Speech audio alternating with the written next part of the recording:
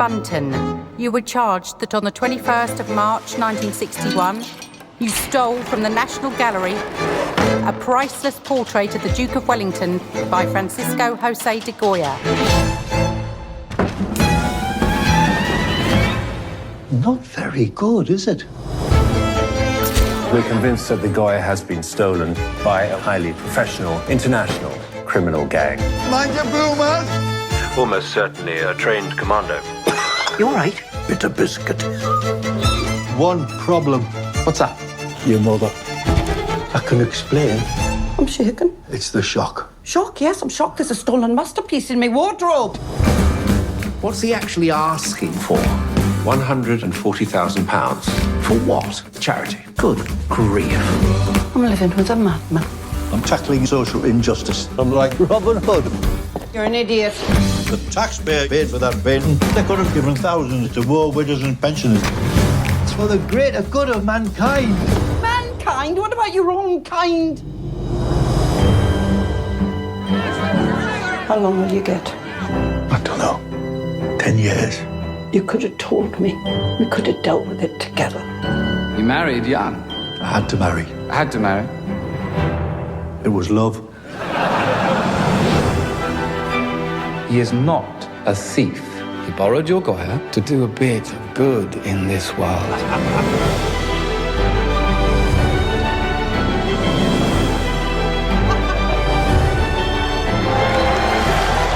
You campaign for pensioners and war veterans. Every time someone gets cut off from the rest of us, this country comes a foot shorter. All my life I've looked out for other people and got into trouble for it. But I had faith. Not in God, but in people. How do you plead? Not guilty. For those unfamiliar with court proceedings, that was the plea, not the verdict. Hello there, Richard the Film Geek here, and I'm here to give you guys my very first proper movie review of 2026, which is of the 2020 British period dramedy, The Duke, which technically got an official cinema release here in the UK in 2021, obviously due to COVID delaying the original release date at the time, was written by playwrights Richard Bean and Clive Coleman, was the final film to be directed by Roger Michell, who gave us Changing Lanes and, of course, Notting Hill, before he sadly passed in late 2021, and stars Horace Slughorn himself, Jim Broadbent, Helen Mirren, Fionn Whitehead, Anna Maxwell Martin, James Wilby, and Matthew Good, aka Anthony Armstrong Jones, or Lord Snowdon, from season 2 of The Crown, and Henry Talbot from Downton Abbey. The story of the Duke takes place in early 1960s London and is mainly based on the rather comical and stranger-than-fiction true story of an eccentric 60-year-old Geordie, former taxi driver and regular soap boxer named Kempton Bunton, portrayed hilariously here by Jim Broadbent, who found himself in the dock after casually confessing to the theft from the National Gallery of the iconic portrait of the Duke of Wellington oil painting by Francisco de Goya. And the film basically explores both Kempton's motivation for wanting to pull off this seemingly noble heist particularly as his rather oddball but effective way of finally getting the snobbish toffs within the British establishment of the time to listen to him and take seriously his impassioned pleas for fellow OAPs to have freer TV, as opposed to having to pay the BBC licence fee, as well as how the theft directly impacts his family, including his youngest son, Jackie, played by Fionn Whitehead, and particularly his constantly annoyed, disapproving and exasperated wife, Dorothy, portrayed just as hilariously by Helen Mirren. So, in other words, for all intents and purposes, this is basically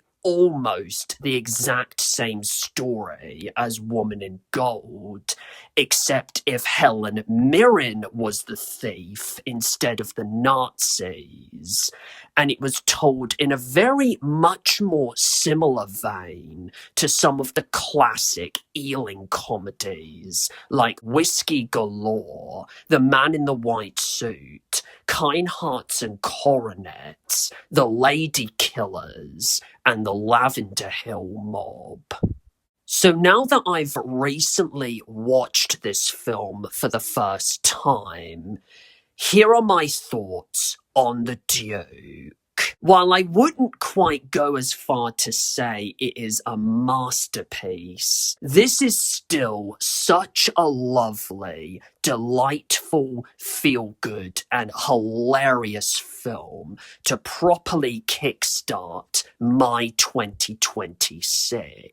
This film doesn't just feel like a fantastic love letter from Roger Michell to the classic 1940s and 50s Ealing comedies, which in and of themselves told rather endearingly unusual, strange, quirky, and eccentric Wind in the Willows type stories, whilst also having something much more substantial to say underneath the surface about post-war British society. But you can also see a slight aesthetic influence here by the films of Ken Loach, and in particular, I, Daniel Blake, which, if you don't know, is Loach's depressingly dark,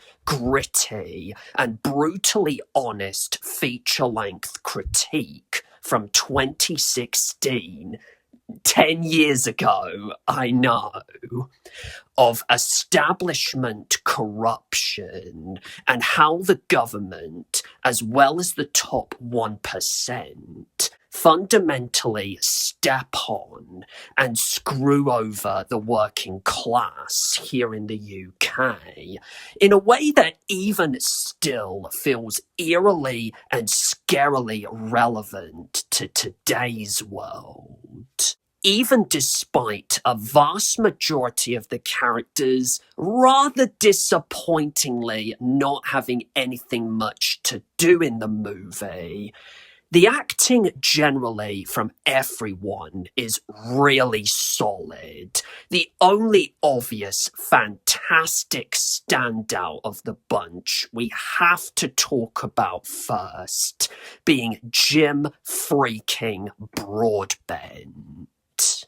Speaking of which, there is a damn good reason why Jim Broadbent continues to be revered and adored as literally among the creme de la creme of great British acting talent still working today.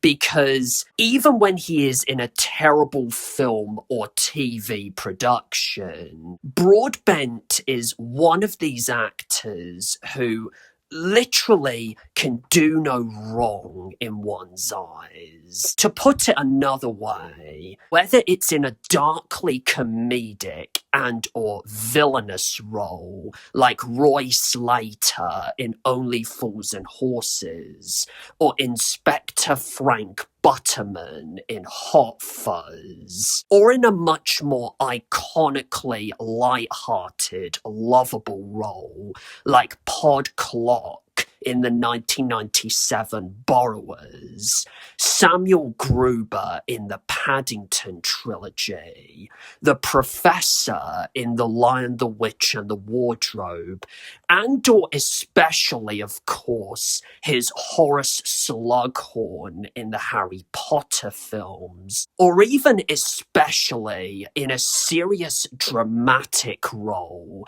like his roles in Longford, Game of Thrones, and even his sole Academy Award-winning supporting performance as the older John Bailey in Iris. He never once fails to light up the screen with his quiet eccentricity, teddy bear-like lovability, and kind-natured affability. All that being said, though, I'd go as far to say that this is probably one of Jim Broadbent's more underrated performances. He is just such a perfect piece of casting in this movie as Kempton Bunton, this rather ordinary and unremarkable yet eccentric character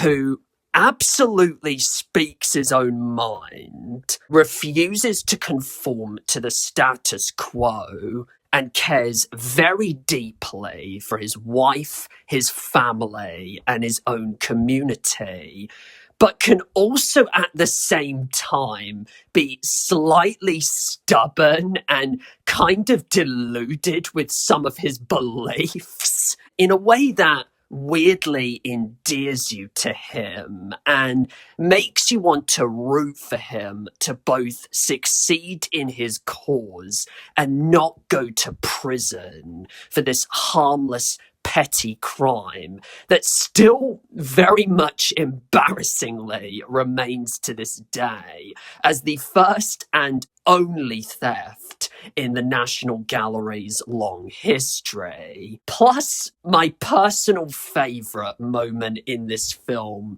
which is where I kind of slightly have to go into spoiler territory, is during the surprise twist where it turns out that Jackie was the one who actually stole the painting and that Kempton was basically in on it and willingly took the fall for something Jackie did, as opposed to risking seeing Jackie being locked up in a cell himself, which is understandable when you think about it. His actual first reaction to seeing the painting hold up in his little backroom study for the first time is just absolutely priceless and never fails to make me bust my own gut with laughter every time, especially when he throws a couple mild F-bombs, furiously berates Jackie for having a screw loose, as you probably would in response to a similar hilariously bizarre situation to this in real life, calls him a stupid penis, and says he would have his balls in a sack if he didn't have them. Oh dear, I'm so sorry. That still cracks me the fuck up. Just such a wonderfully fun, hilarious, charming, and characteristically lovely performance here from Jim Broadbent. Oddly enough, though, there's honestly nothing really that much I can say about Helen Mirren's performance here as Dorothy, because apart from being constantly annoyed, disapproving, exasperated, and frustrated with Broadbent's antics throughout the film, which I do understand perfectly plays to her character, she literally doesn't get anything that much more to do here to make her performance stand out as it should. Also, despite being oddly underutilized himself and not really having as much screen time, at least until the courtroom scenes in the back half of the movie, Matthew Good does a very fine job as Jeremy Hutchinson, Kempton's defense barrister. Speaking of which, of the supporting cast, I actually do legitimately like Fionn Whitehead's portrayal of Jackie, and especially the rather sweet and relatable character arc he goes through in the movie, where on the one hand, he, of course, unconditionally supports what his father is trying to do in order to make a meaningful difference in the world, and is basically the little John to his father's Robin Hood in a literal sense, even if it means he has to secretly go to certain improbable, risky, and bizarre lengths to get the government to finally move their heads out of their asses and listen to his father. But on the other hand, he's just sick and tired of his mother's constant criticisms of what his father is doing, especially as they're going through the sad, sudden loss of their daughter and or sibling during a bike accident. And he just wants to get away from it all, be his own man, and live his own life. Plus his little romance with Irene, portrayed very sweetly, might I add, by former Skins and Wolfblood actress Amy Kelly, feels genuinely sincere and sweet, even though one wishes their relationship could have easily been explored or developed a bit further. All I can say about Roger Michell is that he goes out on such an oddly fitting and bittersweet high with his direction here. George Fenton, brilliant name for a composer, by the way, does such a fabulous job as well with his suitably 1960s Ocean's 11 type score for this film. The only other slight nitpick I have with this film is rather to do with the fact that we only get 2 or 3 scenes in the courtroom. I mean, granted, this movie is already a good hour and a half long as it is, but if I was the editor, what I would have done to leaven up the pacing a little bit is to cut out some of the slightly boring and less interesting scenes and replaced them with perhaps 2 or 3 extra scenes in the courtroom to make the narrative flow a little better. In conclusion, I had such a lovely, fun, entertaining, and enjoyable blast with The Duke.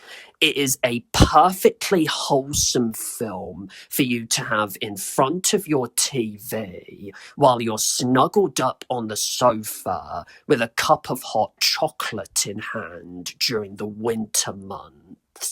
it is also such an oddly fitting and bittersweet final film for Roger Michell to leave his unique, solid directorial mark on, further bolstered by a fantastically entertaining and hilarious, yet at the same time charmingly human and heartfelt standout central performance from Jim Broadbent. If you're someone who's into modern Ealing-style comedies or crime capers, such as Ocean's 11 or the original Thomas Crown Affair, for example, this film may indeed be right up your street. If you happen to be someone who's casually familiar with Roger Michell's work ever since Notting Hill, and are thus curious enough to want to check out for yourself what he did here for one final time before he passed, I would definitely, strongly, highly recommend that you do so whenever you have the chance. Trust me, it is literally an hour and a half that is definitely well worth your time. And with all that being said, my overall rating for The Duke is going to be an 8 out of 10.